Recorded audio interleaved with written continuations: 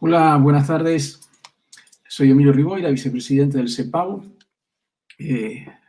Muchísimas gracias para los que estamos acá escuchando este evento. En el Consejo nos ha interesado siempre poder difundir una diversidad de temas importantes que hacen en la profesión, y particularmente estos son de los casos en los que nos interesa poder conversar, charlar y reflexionar sobre temas que tienen directamente con la práctica de nuestro trabajo como arquitectos.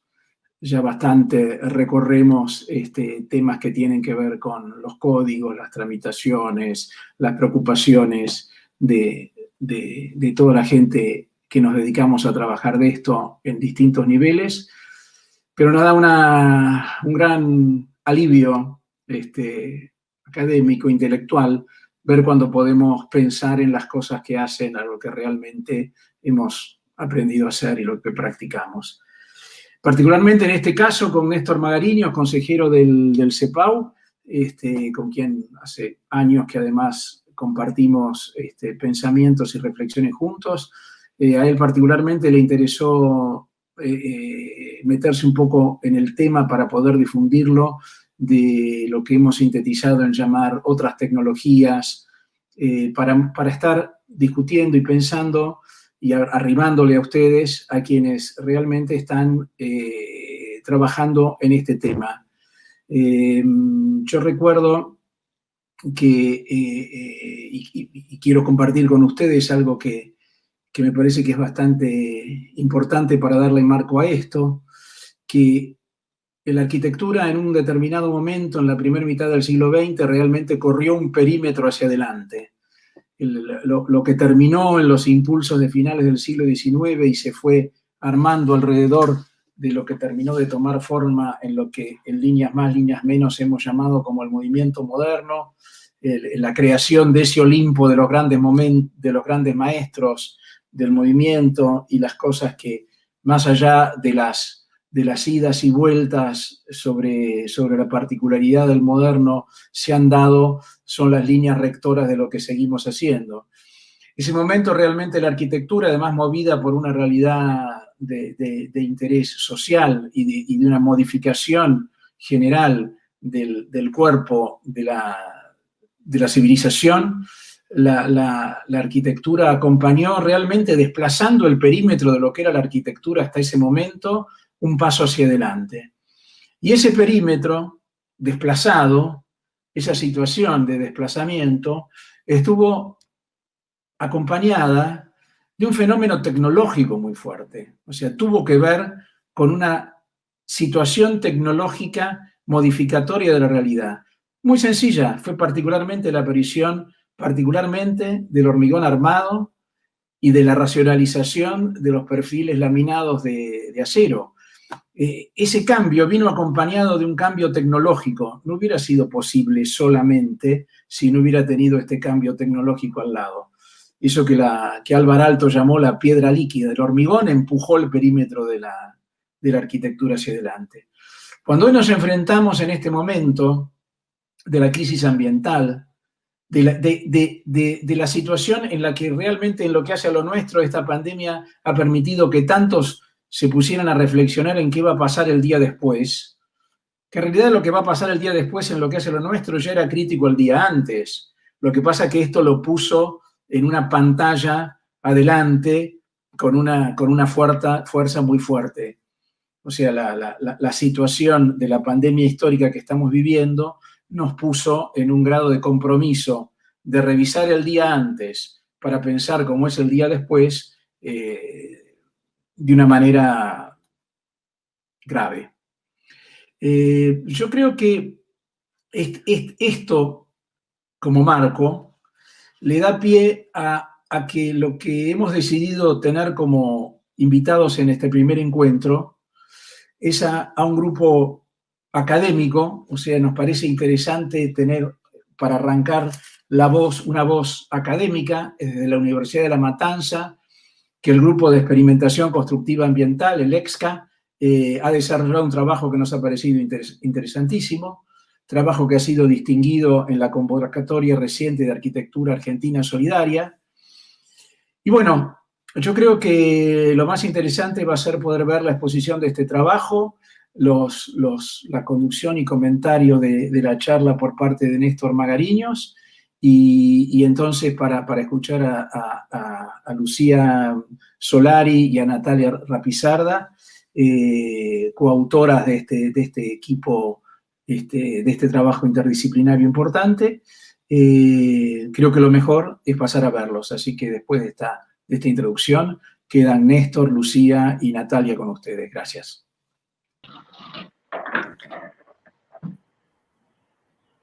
Bueno, buenas tardes a todos. Buenas tardes. Buenas tardes a las chicas, bienvenidas. Nosotros tenemos múltiples motivos por los cuales nos interesó aproximarnos a este trabajo. En primer lugar, quizá no es tan relevante, pero para nosotros es importante, es que este trabajo aparece desde una universidad reciente, una universidad de la periferia, desde una institución que no tiene tradición. Es como no es el IRAM, el INTI o facultades que tienen más tiempo trabajando en cosas. Es una novedad y produce una irrupción de conocimiento muy interesante, casi diría desde la nada. Como no creo que sea desde la nada, quizá en algún momento las chicas nos puedan explicar cómo apareció esto, cómo fue que se gestó, cómo fue que tomaron la decisión de hacer este trabajo.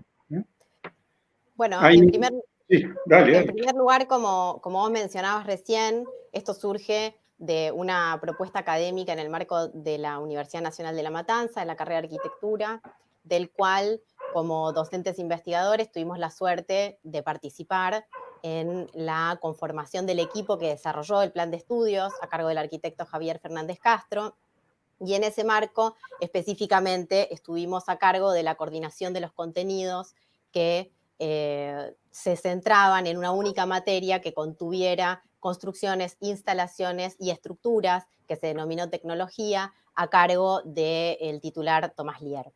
En ese contexto fue que el EXCA surge como una didáctica específica aplicada, desde la cual desarrollar experimentaciones constructivas ambientales que fueran un canal para explorar diversos procesos de proyecto alternativos que involucraran, por supuesto, todo lo que tiene que ver con las múltiples dimensiones de un proyecto arquitectónico. Otra dimensión era este tema de que es experimental, ¿no? Es una cosa que en la arquitectura no es tan frecuente, que hay una actitud experimental, una búsqueda, que en este caso aparte ha producido muchísimo material de muchas cosas distintas. Por supuesto que lo experimental tiene que revalidarse después cuando pase al aparato productivo en algún momento, o alguna de las experiencias pasen a ese nivel, pero creo que si uno piensa en la arquitectura y otras ramas de la disciplina de la ciencia, dice, bueno, nosotros en la Argentina, en la arquitectura, estamos bastante atrasados, ¿no? En general, nuestra posición de la construcción, decía un socio mío, somos egipcios, seguimos poniendo ladrillo sobre ladrillo, y la verdad que el mundo está en otra cosa, digamos. Nos puede seguir gustando el ladrillo, pero si queremos pensar en el desarrollo de nuestra disciplina de una manera contemporánea, realmente creo que hay que apuntar a otras cosas.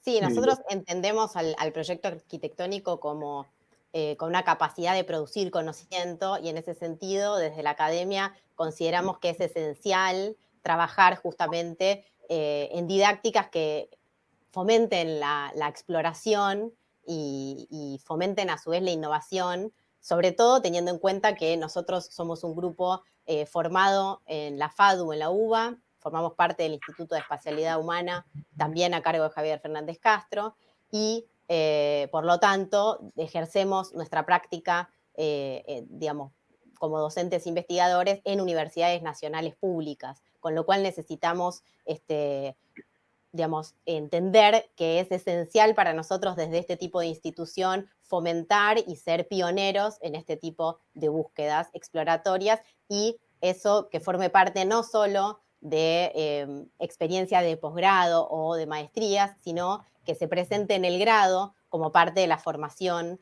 de los estudiantes. Y por último, el último campo de interés fue la diversidad de temas y materiales que han abordado en un tiempo relativamente corto y que han llegado a producir para cada cosa un resultado visible.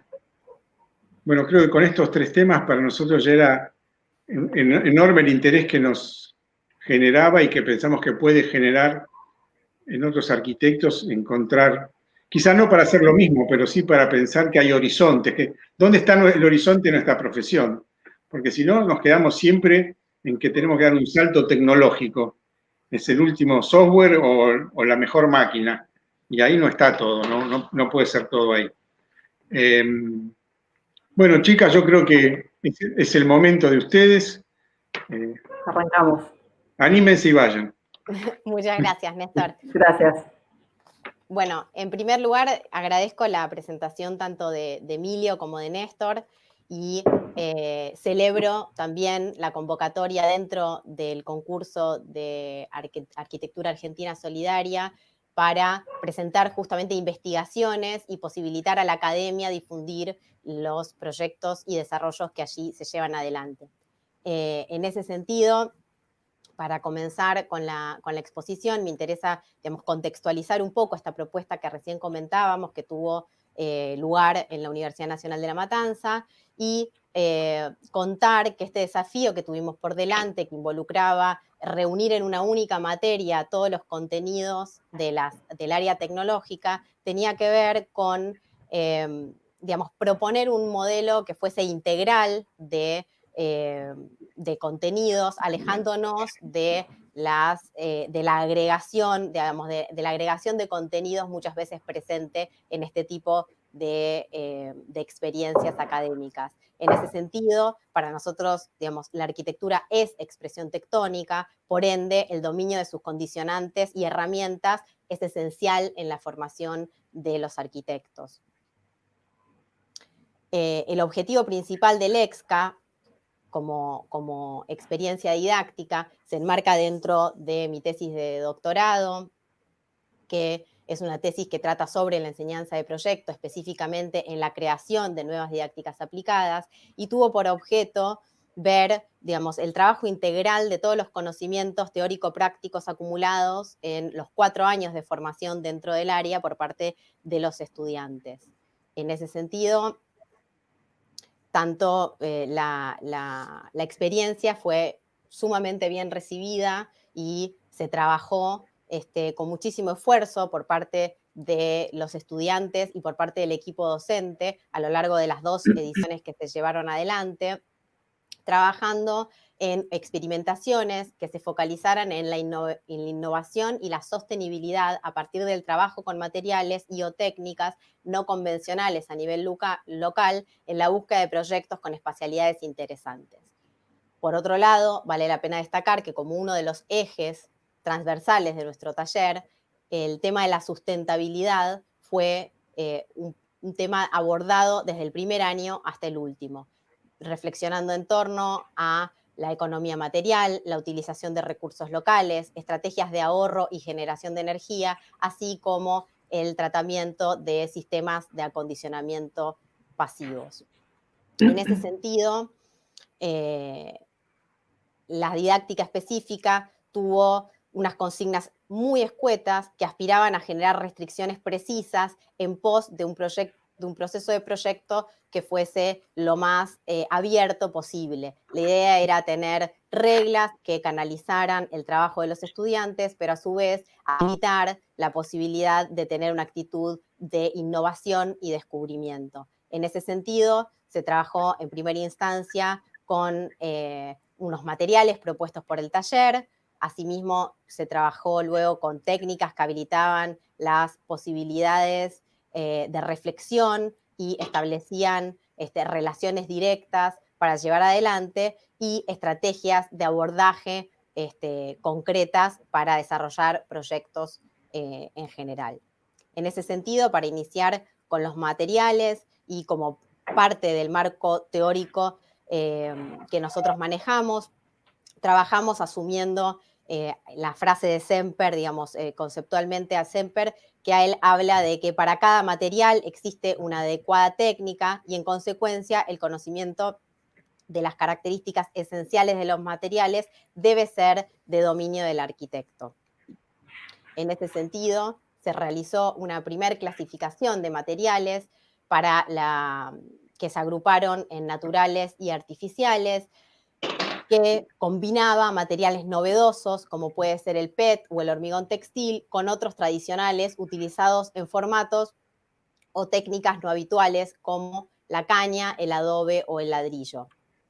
En ese sentido, la investigación tuvo por objetivo conocer de cada material sus características, estableciendo un campo de posibilidades y limitaciones. Como parte esencial de esta etapa de trabajo, se propusieron ensayos 1 en 1, a través de los cuales se podían explorar cada una de sus propiedades, siendo así, por ejemplo, de suma importancia trabajar con las formas y dimensiones comerciales, trabajar con el peso específico, con la porosidad, la compacidad de los materiales, la condición de higroscopicidad, entendiendo su homogeneidad o heterogeneidad, para poder luego con eso trabajar y reflexionar en torno a propuestas espaciales. Asimismo, trabajamos exhaustivamente con las propiedades químicas, trabajando la estabilidad, la resistencia al fuego, la oxidación, y de esta manera entender cómo se comportan los materiales. Dentro de las propiedades tecnológicas, la forjabilidad, la plasticidad y la maleabilidad fueron algunas de las propiedades que trabajamos en el taller con los estudiantes, que posibilitaban entender las múltiples dimensiones de cada uno de estos materiales. Por último, las propiedades ecológicas, trabajando en torno a la biodegradabilidad, la toxicidad, la capacidad de reutilizar o reciclar determinados materiales, el impacto ambiental, el costo, así como el ciclo de vida de cada material, nos resultaban fundamentales para poder apropiarnos de los materiales y transformarlos. Por otra parte, trabajamos no solo con el dominio del lenguaje material y sus propiedades, sino también a partir de técnicas posibles. Para esto nos hicimos base en la categorización desarrollada por Aparicio, que clasifica en adición, fijación y moldeo las diversas técnicas. En ese sentido, dentro de la adición, podemos encontrar, digamos, a la adición como una sumatoria de elementos que conforman uno mayor de más superficie, configurando un nuevo elemento monolítico. Podemos ver en la imagen de H-Architects esta casa con muros portantes que expresa la textura particular del ladrillo, que tiene un modo de horadar, de trabajarse, este tipo de muro, este tipo de técnica. Por otra parte, la fijación, tiene que ver con estructuras compuestas por elementos lineales, haciendo foco siempre en las uniones entre diferentes componentes del sistema. En nuestro caso, nosotros desarrollamos determinado tipo de sistemas de construcción ligera en bambú, madera, cartón, abocándonos al desarrollo de los nudos.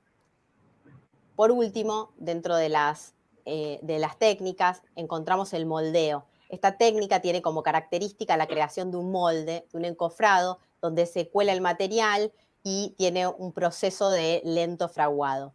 En nuestro caso, trabajamos este tipo de sistemas de construcción maciza, como el adobe y el hormigón textil.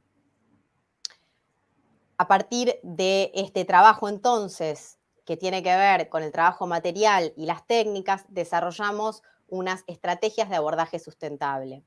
Las experimentaciones, entonces, no partieron de una búsqueda formal preconcebida, sino del conocimiento de la lógica específica de cada material.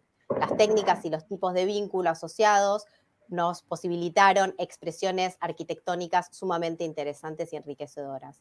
En el taller desarrollamos una serie de categorizaciones posibles que tienen que ver, por supuesto, con una manera de ordenar, de clasificar determinado tipo de operaciones, siempre, como toda categoría, resulta provisoria, pero que nos sirvió a nivel pedagógico para resaltar las diferencias entre las diferentes estrategias y poder concentrarnos, focalizarnos en determinados aspectos.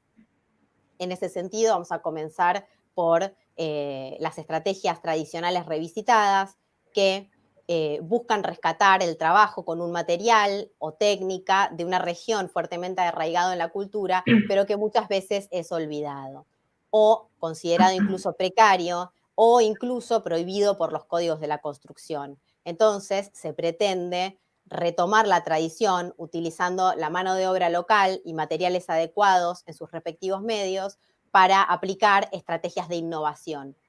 Nosotros trabajamos a lo largo de toda la investigación con casos disciplinares, como podemos ver en la pantalla, con casos de arquitectura, justamente que trabajan de esta manera que nosotros estamos intentando trabajar para apoyarnos sobre, digamos, casos de arquitectura concretos, desentramando sus lógicas de proyecto, posibilitándonos a nosotros pensar nuestras propias exploraciones. En este caso, el trabajo de Cristian Queré en Adobe, desarrollando estos bloques de tierra comprimida a partir de una tecnificación en el desarrollo de los bloques, generando estos huecos que sirven para pasar instalaciones o complementar la estructura con acero. Por otra parte, encontramos también este trabajo de Renzo Piano, sumamente interesante, con Adobe Tapial, ya otro tipo de estrategia, de otro tipo de técnica que tiene que ver justamente con el moldeo, con la generación de un encofrado, con el trabajo de operarios en obra, construyendo capa a capa ese muro portante que, digamos, después deja impreso una textura particular a partir del trabajo con ese material. Y un caso de Adobe Tapial que implica una innovación de por sí, por asumir la prefabricación como también parte del proceso de construcción de Herzog y de Meuron, que trabajan realizando en taller determinado tipo de sector de estos muros y realizando el montaje en obra.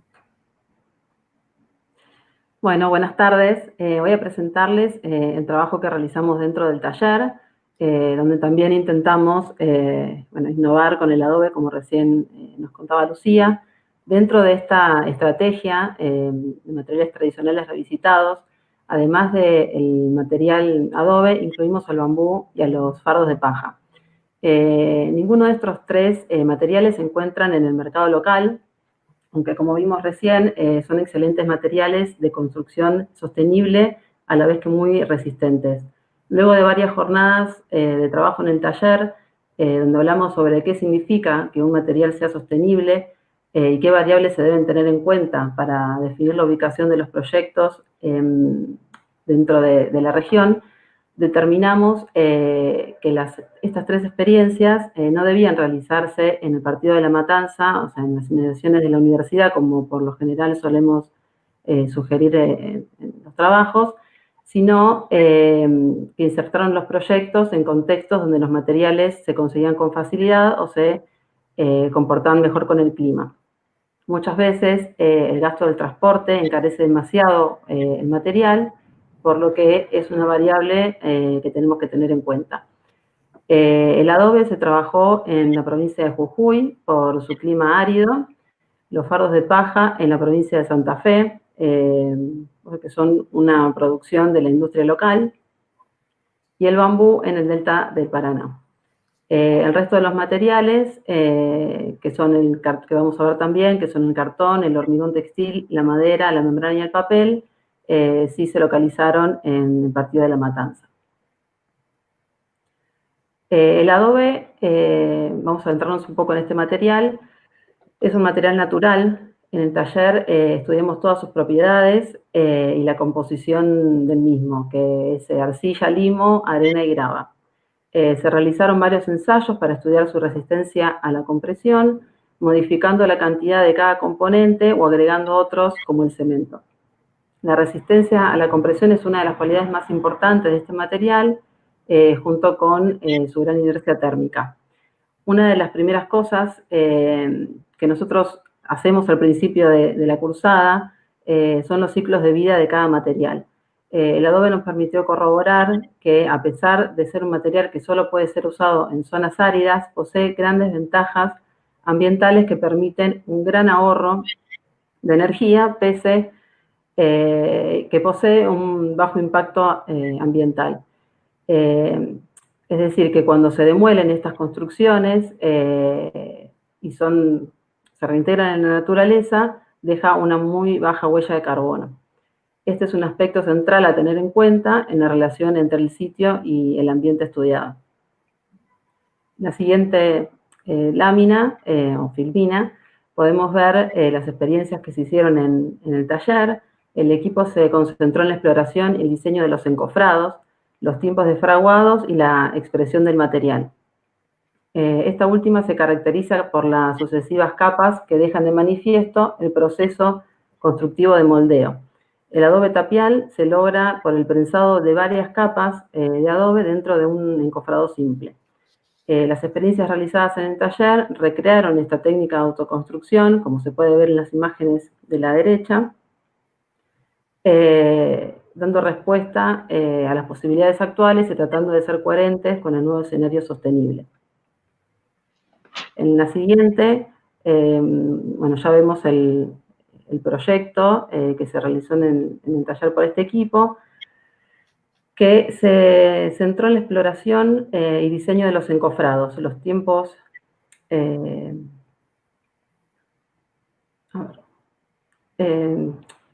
no, que se hizo foco en la... Perdón. Dentro de la estrategia ambiental se hizo foco en la amplitud térmica que existe localmente, desarrollándose así un sistema pasivo y en función de ser un proyecto complemento de un establecimiento educativo existente, el resto de las instalaciones eran compartidas. Esto es un comedor que complementaba una escuela existente en la zona.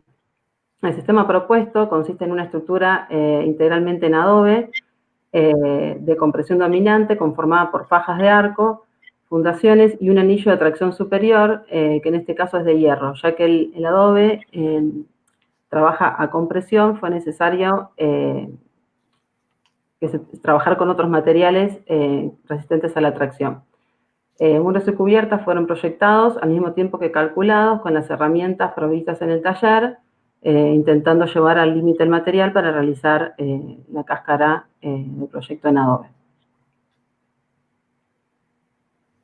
Por otra parte, también trabajamos dentro de las técnicas tradicionales revisitadas con la caña como material, específicamente con el bambú, como contábamos al principio, haciendo foco en los vínculos, en las uniones entre los diferentes elementos que componen el sistema, sobre todo trabajando y sacando provecho de la gran resistencia que tiene la caña como material estructural y sus diversos comportamientos. Este otro caso de estudio para nosotros fue sumamente enriquecedor, ya que también se trata de un caso académico, tiene que ver con un desarrollo hecho por la Universidad de Hong Kong, por la carrera de arquitectura de la Universidad de Hong Kong, en la cual se trabaja también justamente en la búsqueda de reposicionar al bambú como un material para trabajar en arquitectura, digamos, de vanguardia,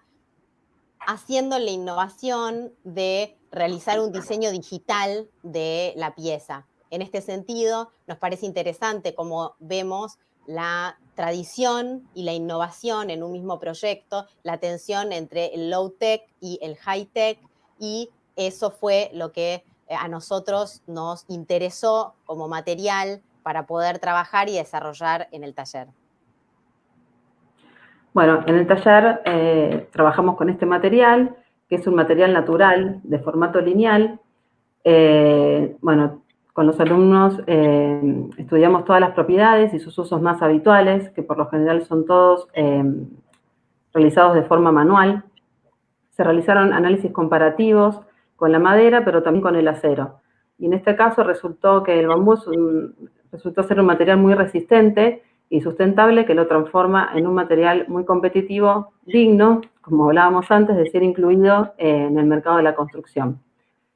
En la siguiente vemos las experimentaciones realizadas en el taller que se centraron en un primer momento al desarrollo de las fijaciones de estas piezas, que por ser lineales tenían que desarrollarlas, para lograr elementos de mayor longitud y también de mayor superficie, y los elementos necesarios para las estructuras como vías y columnas.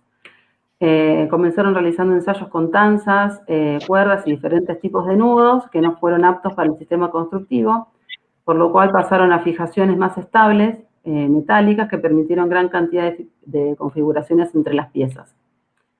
En la siguiente vemos cómo se logró un sistema que pudo resolver tanto la estructura como los cerramientos, el piso y la cubierta. Por la zona donde se instaló este proyecto, fue necesario elevar el mismo con fundaciones realizadas en hormigón armado. Esta elevación genera una mejor ventilación y protege al bambú de las inundaciones. También se proyectó una cubierta doble que proporciona ventilación y control solar para toda la edificación. En la siguiente podemos ver cómo se realizaban los cálculos para la estructura. Los cálculos los realizamos con el programa RAM, donde la idea era que ellos puedan proyectar los elementos arquitectónicos y realizar simultáneamente el dimensionado de los mismos, de manera que los cálculos comiencen a formar parte del proceso proyectual y dejando de ser solamente una verificación del sistema cuando ya está terminado.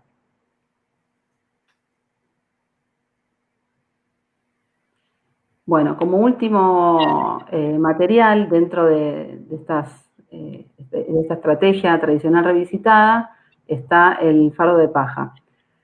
Los fardos son un producto que es un subproducto de la industria agrícola ganadera que, a pesar de tener una mala reputación, digamos hasta en los cuentos infantiles, para su uso en la construcción es un material renovable, es un material biodegradable y muy resistente. Realizamos análisis comparativos con el ladrillo común, como se muestra en la filmina, y podemos ver que es tan resistente como este, y que recubierto con adobe es también resistente al fuego y tiene una gran inercia térmica y resulta de muy bajo costo. Resulta ser un sistema altamente incorporable al mercado local y más aún dentro de la región donde se produce. Para la realización del muro, una vez apilados los fardos, deben tensarse.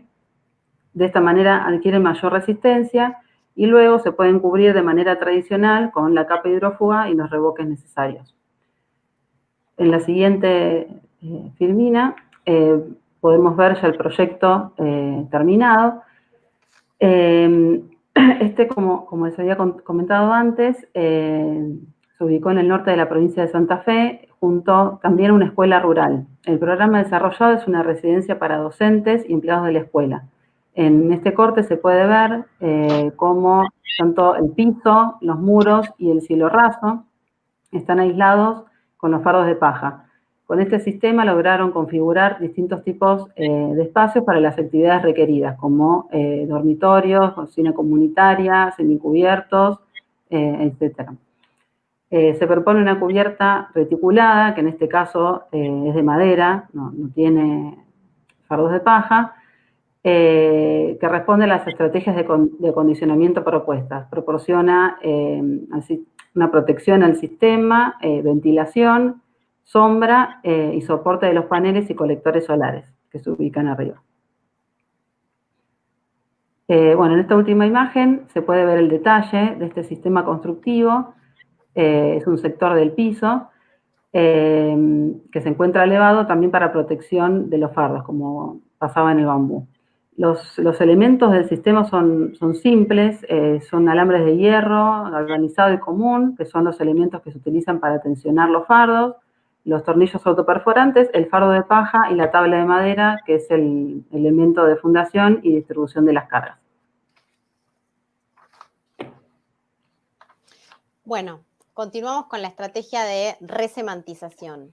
Esta estrategia le hemos puesto este nombre porque tiene que ver con resignificar un material o una tecnología o un producto existente en la industria, no así de la construcción, sino en cualquier otra industria, y transformarlo, apropiarnos como arquitectos de esas cuestiones que ya existen para repensarlas e incorporarlas, economizando así recursos y produciendo espacialidades diversas.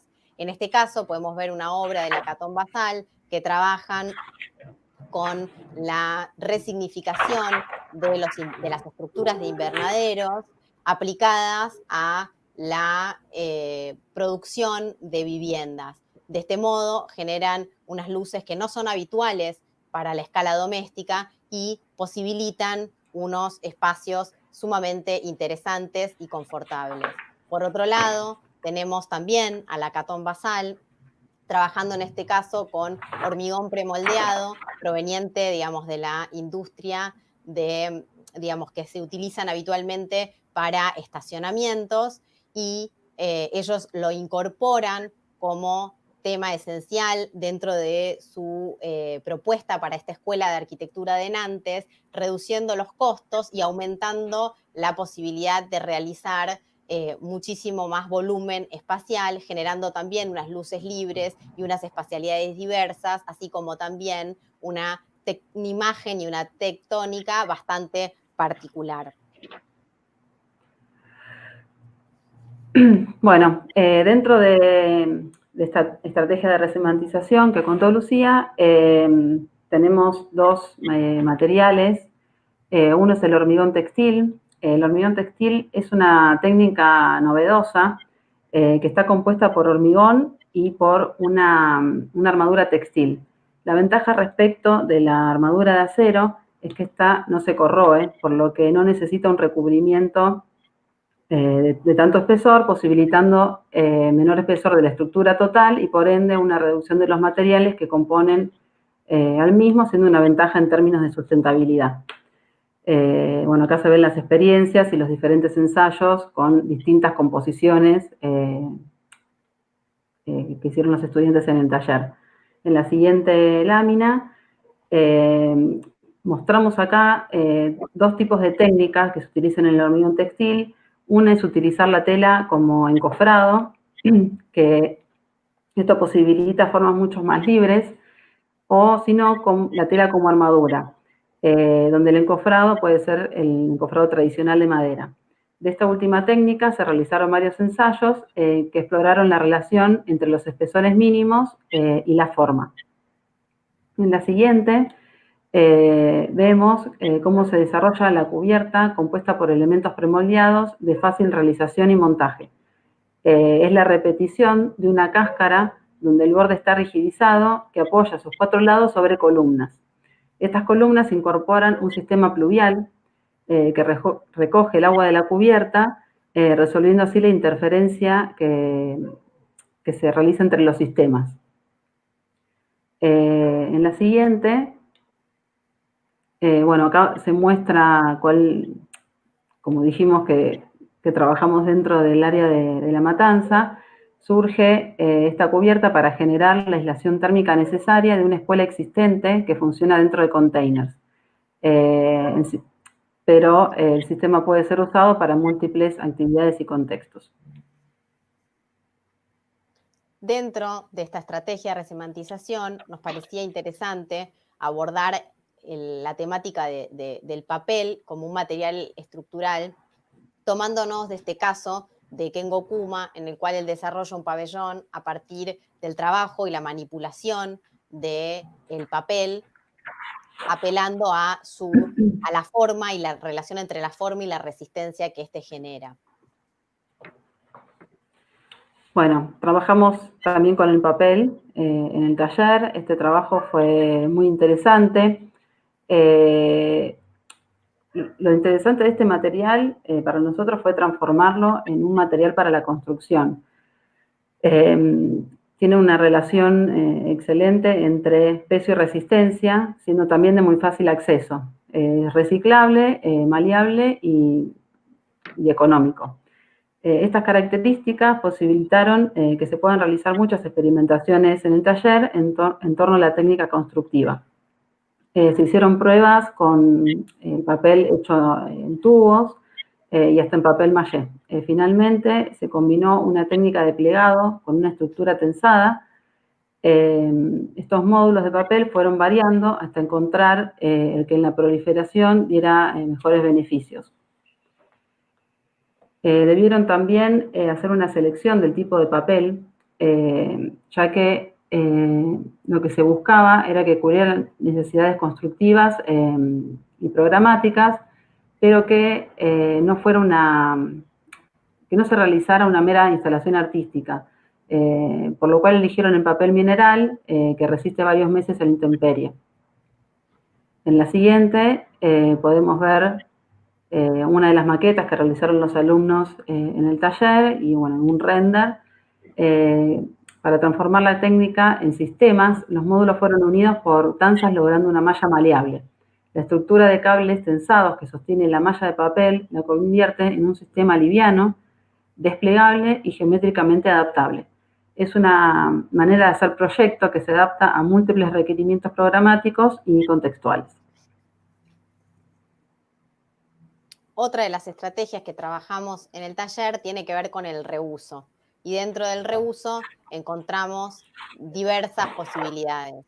Por un lado, como trabaja Lacaton y Basal en este caso, la refuncionalización de una estructura existente, trabajando entonces con la reflexión en torno al patrimonio construido como un valor, utilizando en este caso unos edificios portuarios que tienen grandes luces y un gran volumen espacial y una excelente cualidad para desarrollar este centro cultural.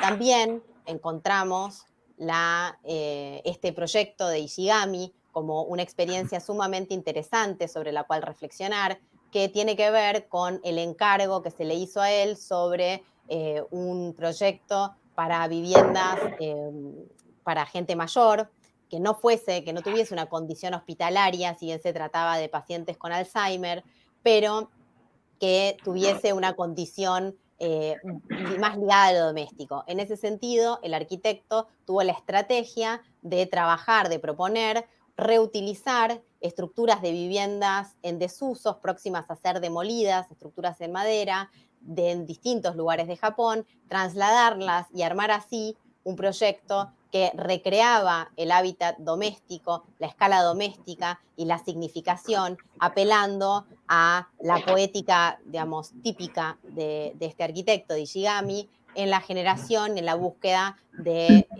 unos espacios sumamente interesantes.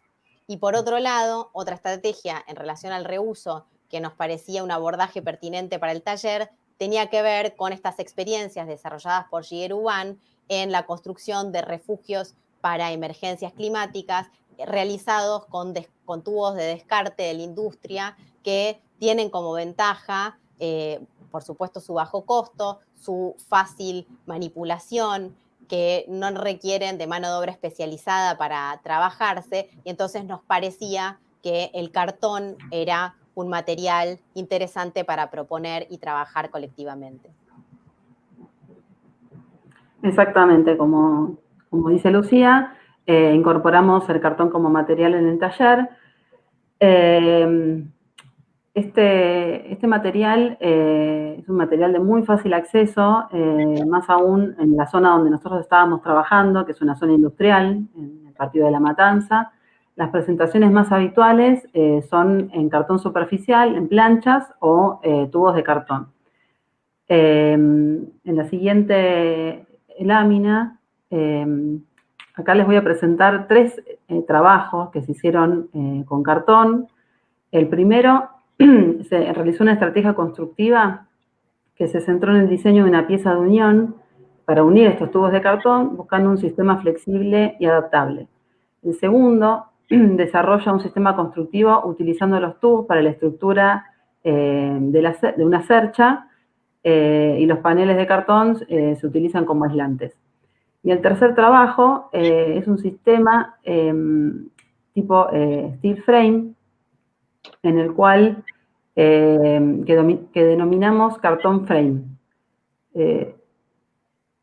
Perdón, es el que está primero. Hubo un... A ver, ¿es el anterior? No, yo por las dudas que se vean mal las imágenes.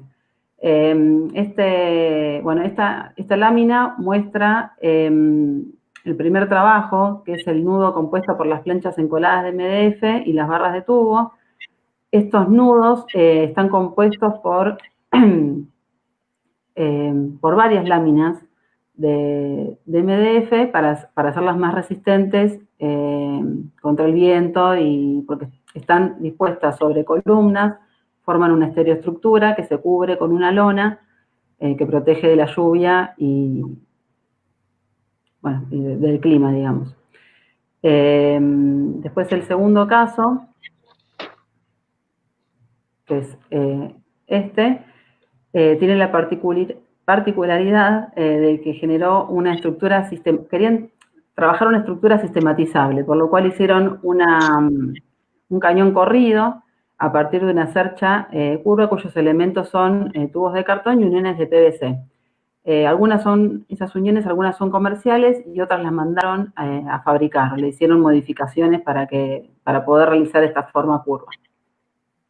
Las planchas de cartón, como dijimos, se utilizan solamente como aislaciones. El tercer caso, que es el último proyecto, que tuvo un poco más de desarrollo, es el que ellos llamaron cartón frame porque se asemeja mucho al sistema de steel frame. Fue un desafío para el estudio, ya que la experimentación implicó no solo probar el rendimiento frente a otros sistemas constructivos, sino volverlo competitivo dentro de las opciones de mercado. Para esto hubo que trabajar en un análisis comparativo entre el balance térmico del sistema que plantearon y el del muro de una construcción tradicional. Y ambos se comportan de una forma muy similar, tanto en la eficiencia térmica del muro como en la eficiencia térmica de la cubierta. Bueno, y en esta lámina se pueden ver el detalle y el abordaje del trabajo, donde aparecen los muros de cartón frame y la estructura realizada con los tubos y las uniones de PVC, que son las que se venden en el mercado. Bueno, tenemos luego las estrategias de prefabricación, que nos resultan de sumo interés en el taller, no solamente trabajarlas pensando en los beneficios habituales en torno a la sustentabilidad que supone la prefabricación, vinculados al orden, digamos, de la economía material y la economía energética, o a la reducción, digamos, en el impacto ambiental en el sitio de construcción que genera el trabajo de fabricación de las piezas de taller y el posterior montaje en el sitio, sino a través de entender que la estandarización de procesos y controles de calidad permite, por ejemplo, el desarrollo de elementos de madera laminada encolada que sean estructurales, que puedan utilizarse para realizar edificios de grandes luces, así como también edificios en altura, como podemos ver en este caso de este edificio del arquitecto Sou Fujimoto, un edificio de usos mixtos de gran altura realizado íntegramente con una estructura de madera laminada encolada. De esta manera podemos permitir el uso de materiales que sean renovables y de bajo impacto ambiental para reemplazar al hormigón y al acero en muchísimos de los casos, con lo cual nos parecía muy pertinente trabajar en el taller este tipo de abordajes. No obstante, esto que vamos a presentar ahora, todas las otras estrategias que estuvimos viendo, como contaba recién Natalia en el caso de las de cartón y demás, tuvieron de alguna manera alguna reflexión en torno a la posibilidad de seriar o de matrizar alguna de las componentes de sus experimentaciones, pensando justamente en la prefabricación como una condición positiva de este tipo de abordajes. Sí, en el taller también cuando empezamos a trabajar con la madera y a través de los análisis que hacen los chicos de todas las características y propiedades de las mismas, también les llamaba la atención que no fuera un material utilizado en la región, siendo que es un material renovable, no contaminante y que es ampliamente disponible. Los formatos en los que trabajamos en el taller son los formatos superficial, muy parecidos, o intentamos serlo, al CLT, que son los que definen muros, cubiertas y entrepisos, y la madera en formato lineal, que es la que define después las vigas y las columnas. En la siguiente lámina les voy a mostrar estos 3 casos. El primero fue la fabricación en taller, donde los chicos intentaron reemplazar la madera de CLT, que no es disponible en el mercado local, fabricando con paneles fenólicos contrachapados, encolados y prensados manualmente. Todo esto logrado con los recursos disponibles, intentando llegar al mismo resultado. Ahí se ve en una de las imágenes cómo están prensando la placa con una de las mesas del taller.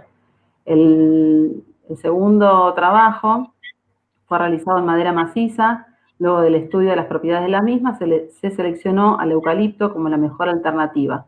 Todos los elementos estructurales y de cerramiento se construyeron en madera, vinculando las piezas lineales con uniones metálicas de chapa y clavos galvanizados. Una de las limitaciones que tiene la madera maciza es la imposibilidad de cubrir grandes luces. Para eso, el grupo de alumnos que trabajó con la madera laminada encolada, bueno, se les presentó como una muy buena opción. La madera laminada encolada es una sucesión de capas de madera que están unidas por un adhesivo que se ubican paralelamente en la dirección longitudinal de las fibras. Limitados por lo grande de sus proporciones del material, no pudimos hacer los mismos ensayos que con los demás materiales, ensayos prácticos en el taller, pero se enfocaron en el desarrollo detallado de todos los aspectos del proyecto. Se pueden ver las ventajas de este material, sus uniones, es un gran aislante térmico y acústico, produce un 85% menos dióxido de carbono y tiene un buen comportamiento frente al fuego. En la última de las láminas, con el objetivo de realizar todo el sistema constructivo en madera, las uniones entre las vigas y las columnas se resolvieron mediante encastres, evitando las fijaciones de acero. Acá se pueden ver los detalles de cada una de las uniones. Y en la siguiente podemos ver parte del proyecto terminado, donde vemos que este sistema permite la realización de edificaciones en altura y con luces poco habituales, que permitieron en este caso el desarrollo de un proyecto de vivienda para estudiantes en el contexto inmediato de la universidad. También trabajamos como material la membrana, entendiendo el potencialidad que tiene este tipo de material y esta manera de trabajarlos en tanto a la fabricación y al rápido montaje en el sitio. Bueno, las membranas fueron trabajadas en el taller de 2 maneras. Les voy a contar con más desarrollo una, que es la membrana neumática. Para poder utilizarla en un sistema constructivo, esta membrana debe ser lo más flexible y liviana posible. Al ser inflada con aire, puede cubrir grandes luces sin apoyos intermedios, debiendo ser ancladas para contrarrestar la presión interna que se produce por el aire. Como las membranas solo resisten esfuerzos de tracción, los esfuerzos de compresión de las cargas externas deberán ser compensadas por una presión interna que debe ser menor a la tensión admisible del material para que éste no se rompa, como un globo, digamos. En la siguiente mostramos el trabajo en el taller. Se realizaron diferentes pruebas para definir el tipo de membrana a utilizar. el tipo de fluido y la manera de mantenerlo contenido dentro de la misma, que eso fue una tarea difícil. No siendo un material biodegradable, la elección se orienta en las membranas que son reciclables, permeables, resistentes al fuego y de mayor resistencia mecánica. Este es el otro caso que les comentaba, que intentando esto de que el aire no se filtre por los sellados que hacían, uno de los grupos trabajó con las membranas infladas, que no requieren de este constante caudal de aire que reciben las neumáticas. La siguiente. Bueno, volviendo a las neumáticas, en este caso el equipo propuso un sistema de cubierta de fácil estibaje y montaje. Al calcular las fuerzas externas de la lluvia y del viento, pudieron definir la estrategia de soporte, que constaba de nervaduras, como se ve, ellos marcaban con cruz y tilde, las nervaduras transversales, también neumáticas al sentido de la cubierta.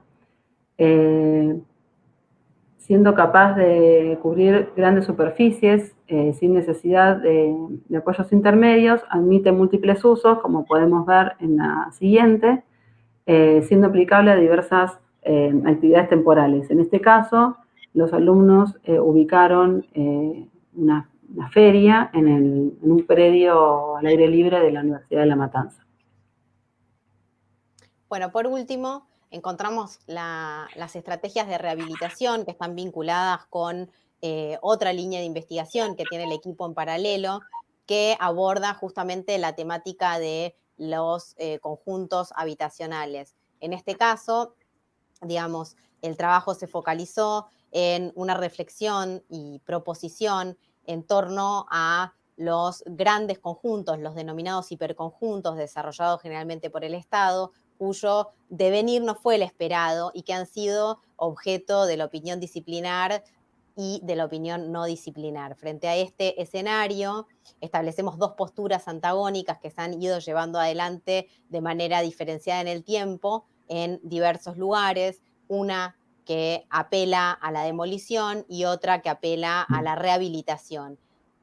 En el caso de la demolición, implica la relocalización de sus habitantes, una suerte de tabula rasa que desestima el trabajo con lo existente y la memoria tanto de sus habitantes como del colectivo en general. Frente a esta postura, los arquitectos franceses Lacaton-Vassal se sitúan en el lado opuesto, considerando no solo que es más económico rehabilitar estos edificios, estos barrios, sino que además también tiene un gran aporte a nivel ambiental y a nivel social. Este conjunto de viviendas, por supuesto, tiene un valor simbólico muy fuerte, teniendo en cuenta determinadas cualidades que son preciadas no solo para los habitantes, sino también para la ciudad en su totalidad, por lo que genera un respaldo radical para la transformación positiva de este tipo de edificios, trabajando estrategias de generación de nuevas envolventes a partir de la incorporación de nuevos espacios, de añadir valor agregado a lo ya existente, entendiendo al patrimonio construido como una oportunidad de proyecto.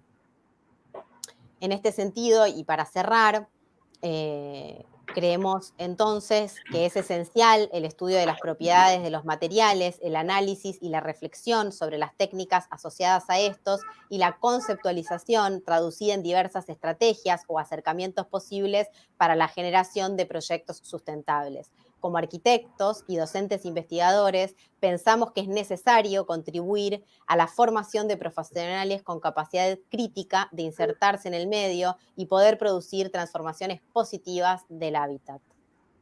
Desde ya, muchas gracias. Muy bien, chicas. Como siempre es arrollador, porque es demasiadas cosas, todas al mismo tiempo. Seguramente puede haber preguntas, pero yo quiero ser de los primeros. ¿Cuánto tiempo hace que están trabajando en este proyecto? El EXCA tiene 2 ediciones, digamos, como didáctica aplicada en el taller, pero como veíamos fundamentalmente, digamos, en esta última estrategia de rehabilitación, venimos trabajando en distintos espacios de investigación y academia en diversos vectores que se vinculan al EXCA, digamos. Podríamos decir, llevamos como 10 años de trabajo dentro de esta área de investigación en proyecto y trabajando sobre todo sobre los procesos de generación de proyecto y todo lo que implica, y la construcción de esta didáctica específica, bueno, digamos, tuvo 2 años de aplicación concreta, 2 ediciones de desarrollo, digamos, lo que acabamos de ver. En cada año trabajaban en distintos materiales al mismo tiempo. Sí, algunos los trabajamos nuevamente, otros los fuimos incorporando, como el papel, que surgió en la segunda posibilidad, digamos, en el segundo año como posibilidad, perdón. Otros no los utilizamos porque veíamos que por ahí no eran caminos que encontrábamos que eran interesantes o que no daban, digamos, situaciones interesantes. Así que la verdad es que sí, digamos, fuimos variando el repertorio de materiales en esta cuestión de tratar de profundizar y de diversificar al mismo tiempo, ¿no? Otra cosa que me llama la atención, porque siempre hablamos de arquitectos, y esto pareciera ser que es una materia muy multidisciplinaria lo que están haciendo, porque lógicamente estructuralistas, tecnólogos, no sé, personas que no vienen de la arquitectura, sino que vienen de otras especialidades que... ¿Cómo es el equipo de ustedes? ¿Cómo lo...? Comprendo que los arquitectos somos los primeros, pero ¿qué más hay? Sí, No, sí, el taller se conformó a partir, digamos, de un equipo sumamente diverso, efectivamente incorporando ingenieros, incorporando especialistas en distintas, cada una de las especialidades, y a su vez también generando actividades específicas a lo largo de este proceso, de la cursada, que fueran de aporte para las investigaciones. En ese sentido, teníamos las denominadas jornadas con especialistas, en la cual convocábamos a diversos ingenieros, arquitectos, también a referentes de la industria local, para que pudieran trabajar en el taller con los estudiantes de manera colaborativa, llevando adelante pruebas, consultas, digamos, casi del mismo modo en el cual nosotros estamos acostumbrados a desarrollar nuestra práctica profesional en los estudios, pero en el contexto de la universidad. De esa manera, al desarrollar la pieza matrizada de PVC, se podía consultar con un especialista, o algunos temas referidos a aspectos estructurales eran cuestionados, digamos, por los ingenieros, y a partir de eso repensados, revisados, con lo cual el equipo que teníamos, por suerte, era un equipo el específico del taller de tecnología sumamente amplio, pero además contábamos con la colaboración de muchísima gente a lo largo de estos 2 años que ha participado intermitentemente de los procesos. Y tuvieron, perdón, yo creo que ya pueden empezar a venir las preguntas, a menos que ustedes quieran decir algo más, pero ¿tuvieron alguno de los ejemplos que los haya tentado más, para seguir desarrollando, salir de la didáctica y pasar a una cosa más, no diría envergadura, de más contenido relacionado con la producción concreta?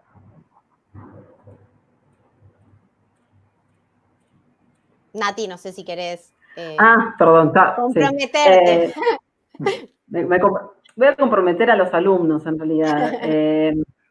Hubo una anécdota que uno de los equipos, de los chicos que trabajó en el primer año, vio cómo sus compañeros realizaban las experimentaciones con los fardos de paja, que no habían tenido un resultado muy bueno al final de la cursada, y decidió recursar la materia para trabajar con este material, que fue el ejemplo que dimos hoy, que hizo su equipo. La verdad que ese material a nosotros también nos sorprendió. O sea, nosotros no somos especialistas en cada material, o sea, vamos aprendiendo con las mismas investigaciones, y sí, nos entusiasmaron, tanto esa como la de papel, por ejemplo, que hicieron un trabajo espectacular, ponían al taller a armar los módulos de cada uno, y bueno, Sí, yo Fue un trabajo muy lindo.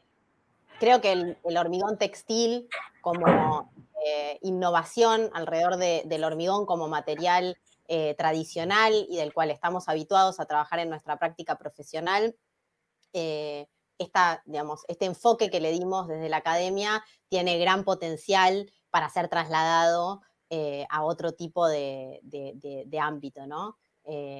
Tanto por sus capacidades plásticas, como por, digamos, lo que posibilita también espacialmente. Así que, digamos, hay muchos de los materiales, creo que tienen como una línea posible de trabajo y digamos, como de reenfocarlos en otro tipo de... Pero en la cabeza de ustedes,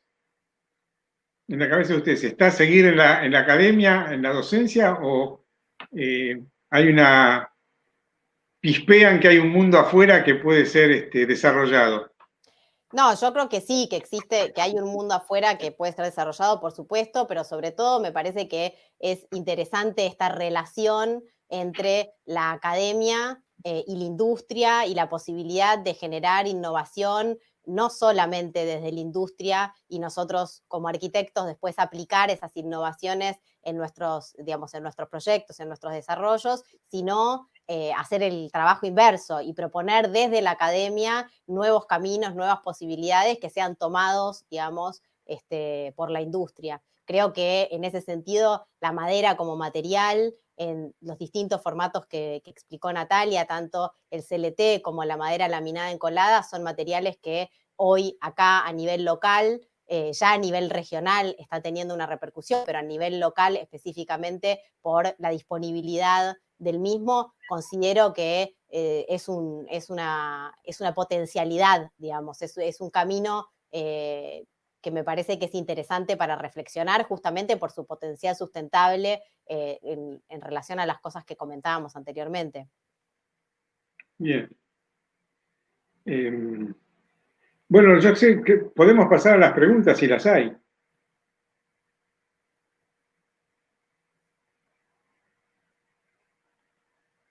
Nicolás.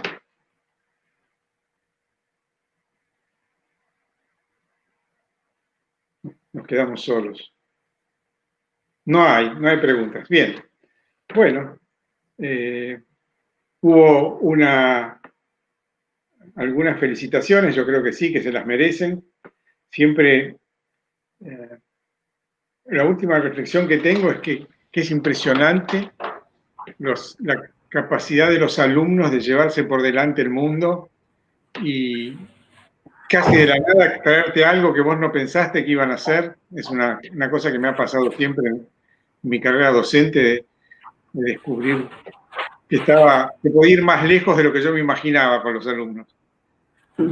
Sí, la verdad que en ese sentido, para nosotros, bueno, sobre todo, digamos, en mi caso particular, que, digamos, son mis temas de investigación específicos, es realmente emocionante ver el compromiso y el esfuerzo que los estudiantes tienen con propuestas que por ahí no son las habituales, ¿no? Y que cuando uno propone en el taller determinadas cuestiones, siempre el resultado es superador de aquello que uno se imaginó como a priori, ¿no? Entonces, eso me parece que es sumamente estimulante y que es una cuestión, digamos, que tiene que ver también con nuestro modo de hacer y de pensar el proyecto, que tiene que ver con esta cuestión entre el hacer pensando y el pensar haciendo y la posibilidad de actualizar permanentemente tanto las propuestas que hacemos a los estudiantes como la reflexión sobre la disciplina misma, ¿no?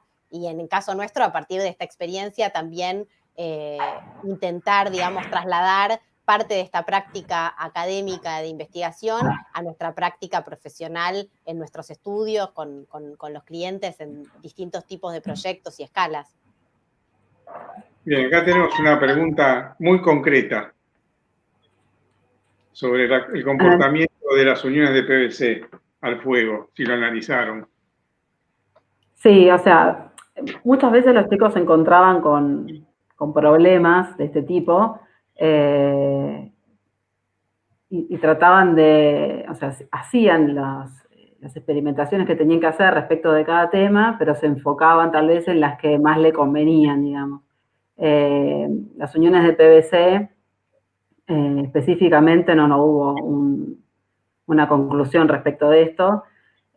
Sí, con el cartón, que era el material que ellos les había tocado, y le hacían un recubrimiento para que tenga más tiempo frente al fuego, pero no exactamente con el PVC.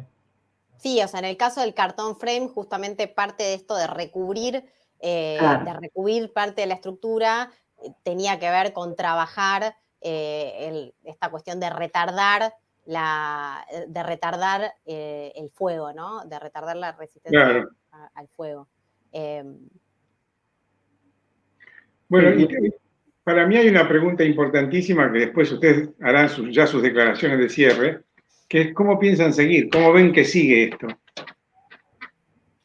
Bueno, en primer lugar, este año tan particular, digamos, que nos toca atravesar, hemos celebrado la convocatoria para presentarlo y justamente poder compartirlo con la comunidad, no solamente en el ámbito académico, sino extenderlo a toda la comunidad arquitectónica, y estamos, digamos, trabajando en sucesivas publicaciones para poder difundir y tener, digamos, interrelación con otros equipos que estén trabajando en este tipo de temáticas, y sería también, por supuesto, de nuestro agrado poder retomar, hacer una edición, una tercera edición del EXCA, digamos, el año próximo en algún contexto académico, ¿no?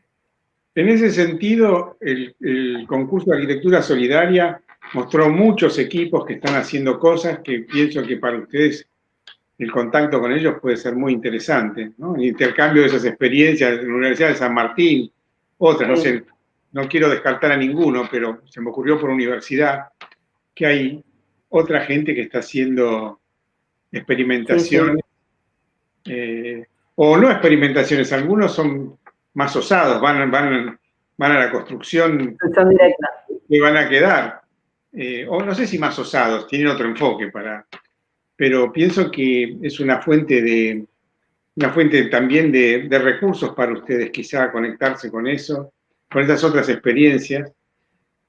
Nosotros quedamos muy, muy bien impresionados, muy contentos con el concurso de arquitectura solidaria. También apareció del subsuelo algo que uno no veía todos los días. Sí, muchas presentaciones también. Sí. Bueno, chicas, a ver la oportunidad de que ustedes digan el cierre. Bueno, yo nuevamente agradezco entonces a vos, Néstor, personalmente por habernos convocado a esta charla, pero digamos nuevamente al espacio, como decía, del concurso que posibilitó mostrar esto que nosotros estamos haciendo hace tanto tiempo, visibilizarlo y, como vos recién decías, la posibilidad de tender puentes tanto con otras instituciones académicas como con otros equipos que estén trabajando en temáticas afines para seguir haciendo crecer esta visión, digamos, sobre el proyecto y este modo de hacer que entendemos tiene que tener que ver con la experimentación como manera, y a su vez tiene que estar ligado necesariamente a la innovación en este tipo de cuestiones que hoy planteamos. Así que en ese sentido, agradecer a todos también los que han estado escuchando la presentación y a la posibilidad de difundir lo que hemos hecho, y por supuesto tanto a todos los estudiantes que han participado de las 2 ediciones, como a todo el equipo docente y a todos los invitados que han formado parte de este proceso, tanto dando charlas específicas sobre temáticas, como siendo invitados a evaluar los trabajos, que han sido, digamos, han contribuido al EXCA y a la posibilidad de que esta experiencia fuera tomando el volumen que tomó. Muy bien, quiero invitar ahora a Emilio para que también participe del cierre y nos cuente sus reflexiones. Bueno, yo me sumo a los agradecimientos de Lucía. Perdón. ¿Querés decir algo más, Natalia? Dale, Natalia. No, me sumo a lo que dijo Lucía. Bueno.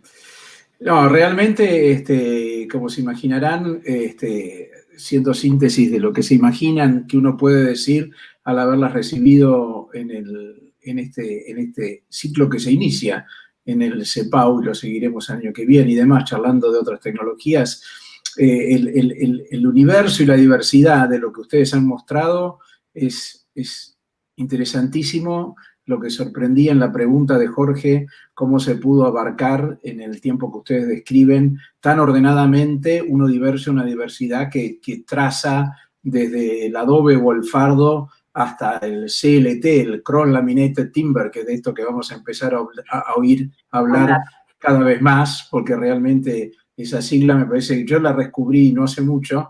Hay que meterse en la cabeza porque esta nueva visión de cómo usar la madera, además, en formas que no agreden el medio ambiente y dan una dimensión de uso impresionante. Y a la otra pregunta también que les decía Néstor sobre cómo sigue para nosotros como CEPAU, es realmente muy importante ver sentir que les hemos podido dar este espacio porque es parte de lo que ustedes tienen que continuar, y muy, muy importante también la manera en la que encuentren cómo sumarse a los que hayan estado o no en la convocatoria Argentina Solidaria, que para nosotros es el inicio de un relevamiento de lo que se está haciendo en alternativas no convencionales de formas de trabajar o de investigar o de experimentar, que traten de armar una red, de conocerse, de tomar yo vi que ahí en un agradecimiento estaba Teresa Chiurasi sumada dentro de los que nos escuchan, y Teresa, yo sé que esto lo debe ver casi con emoción, realmente poder ver que gente de la generación de ustedes estaba llevando cosas con la seriedad, la organización que lo hacen, es realmente fundamental que se conozcan, que interactúen. El país es enorme, pero las redes de interacción son muy ágiles. Siempre es bueno encontrar una crítica a algo en un trabajo, ¿viste? Siempre es bueno encontrar en algo. Yo creo que como así se encuentra cupo en muchas cosas, de cosas para la inclusión y la diversidad, y la igualdad, las cosas tienen que tener cupo. Yo creo que las charlas tienen que tener un cupo de ejemplos de trabajos hechos en la Argentina. Entiendo que para la experimentación de algunas de las cosas complejas que ustedes contaban, los mejores ejemplos por ahí surgen además por difusión. Es más fácil encontrar trabajos de la Catón y Basal que cosas hechas en Santiago del Estero. Pero parte de esta integración sería buenísimo que salgan. Yo los desafío a que la próxima presentación de ustedes el año que viene tenga un tercio de ejemplos argentinos. Latinoamericanos. Latinoamericanos, más fácil. Latinoamericanos, exacto. No, bien, muy bien, Jorge. Muy bien, Néstor, latinoamericano. Ahí está. Realmente muchísimas gracias y seguiremos, por supuesto, en contacto. Gracias Néstor, de ella también. Dale. Muchas gracias, chicas, mucha suerte. Gracias. Gracias. Chao, Felicitaciones a todos. Buenas tardes. Buenas tardes.